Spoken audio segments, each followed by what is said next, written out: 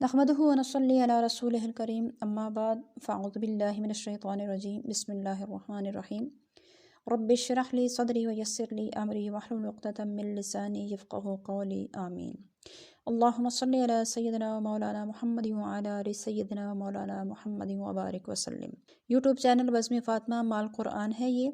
آج ہم اس میں پڑھیں گے قرآن مجید کا لفظی ترجمہ اور مختصر تفسیر۔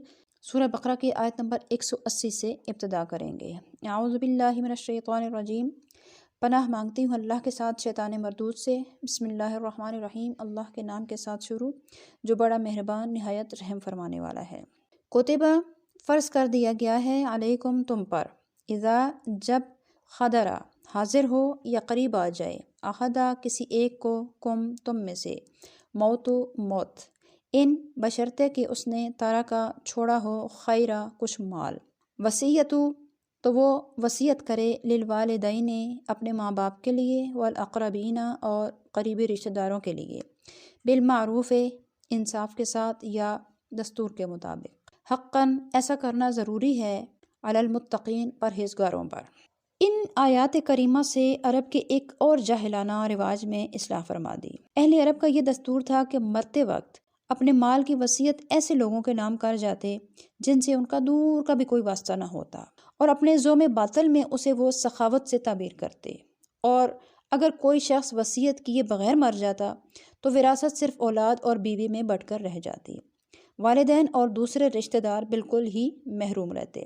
یہ دونوں صورتیں کیونکہ ظلم صریح تھیں، اس لیے قرآن کریم نے ان کی اصلاح فرما دی، لیکن یک لخت سارے سابقہ نظام کو درہم برہم نہیں کر دیا، بلکہ آہستہ آہستہ اصلاح فرمائی تاکہ طبیعتوں میں بے چینی پیدا نہ ہو۔ اس لیے اس سے پہلے کہ وراثت کی تقسیم کا منظم اور مکمل قانون نافذ کیا جاتا، لوگوں کو ان آیات میں وصیت کا حکم دیا گیا، اور یہ کہا گیا کہ اپنے والدین اور قریبی رشتہ داروں کے لیے وصیت کریں اور ہر ایک کو اس کے حق کے مطابق حصہ دے دیں۔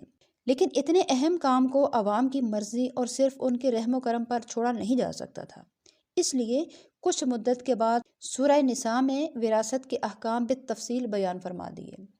حضور نبی کریم صلی اللہ علیہ وآلہ وسلم نے احکام وصیت اور احکام وراثت کی وضاحت فرماتے ہوئے دو قاعدے بیان فرمائے۔ پہلا قاعدہ تو یہ ہے کہ ان وارثوں کے لیے وصیت کی ممانعت فرما دی جو وراثت میں حصے دار ہیں، اور دوسرا قاعدہ یہ فرمایا کہ وصیت کو مال متروکہ یعنی چھوڑے ہوئے مال کے تیسرے حصے تک محدود فرما دیا، یعنی تہائی حصہ تک اپنے غیر وارث رشتہ داروں یا دوسرے مستحق لوگوں یا رفاہ عام کے کاموں میں خرچ کیا جا سکتا ہے۔ اسلام کا یہ وہ حکیمانہ اور متوازن نظام ہے جس پر مسلمانوں کو بجا طور پر ناز ہونا چاہیے۔ اس لیے یہاں پر یہ وہ ابتدائی آیات ہیں کہ جب ابھی وراثت کے احکام نازل نہیں ہوئے تھے، اس لیے یہاں وصیت کا حکم دیا جا رہا ہے۔ لیکن جب سورہ نساء کے اندر وراثت کے احکام بالتفصیل بیان فرما دیے تو اس کے بعد یہ وصیت جو ہے مال چھوڑے ہوئے مال کے تیسرے حصے تک محدود فرما دی، اور اس کو فرمایا کہ حقاً علی المتقین، یہ پرہیزگاروں کے لیے اس کو لازم قرار دے دیا گیا۔ فمن تو جو شخص بدلہ تبدیل کر ڈالے گا اس وصیت کو، ہو جو ہوتی ہے یہ ضمیر ہوتی ہے غائب کی، اور اس کا مرجع اس سے پہلے گزر چکا ہوتا ہے۔ کوئی چیز، کوئی شخص یا کوئی جگہ یا کوئی واقعہ پیچھے گزر چکا ہوتا ہے جس کی طرف یہ غائب کی ضمیر ہو یا ہی یا ہوا، اس طرح کی یہ ضمیریں جو ہیں یہ لوٹا کرتی ہیں۔ تو یہاں ہو سے مراد وصیت ہے جو پچھلی آیت میں گزری۔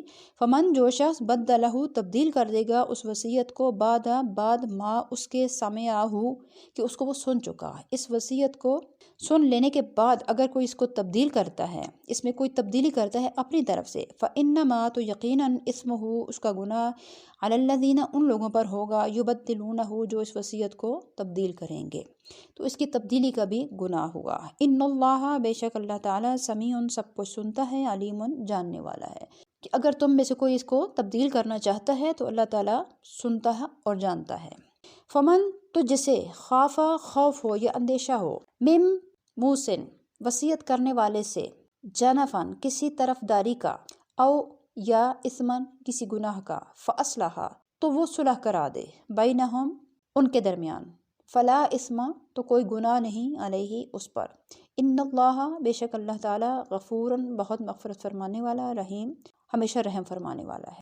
اگر کوئی شخص یہ سمجھتا ہے کہ وصیت کرنے والا زیادتی کر رہا ہے، کسی کے ساتھ زیادتی کر رہا ہے، وہ طرفداری کر رہا ہے، کسی ایک شخص کو اپنا چھوڑے جانے والا مال زیادہ اس کے لیے وصیت کر رہا ہے، کسی کے لیے تھوڑی کر رہا ہے اور یہ گناہ کا ارتکاب کر رہا ہے، تو اس شخص کو چاہیے کہ فَأَصْلَحَ بَيْنَهُمْ، وہ ان میں صلح کرا دے، یعنی ان کی اصلاح کرا دے، ان کو بتا دے کہ یہ حصے بنتے ہیں اور یہ وصیت کا طریقہ ہے، اس طریقے سے تم کرو۔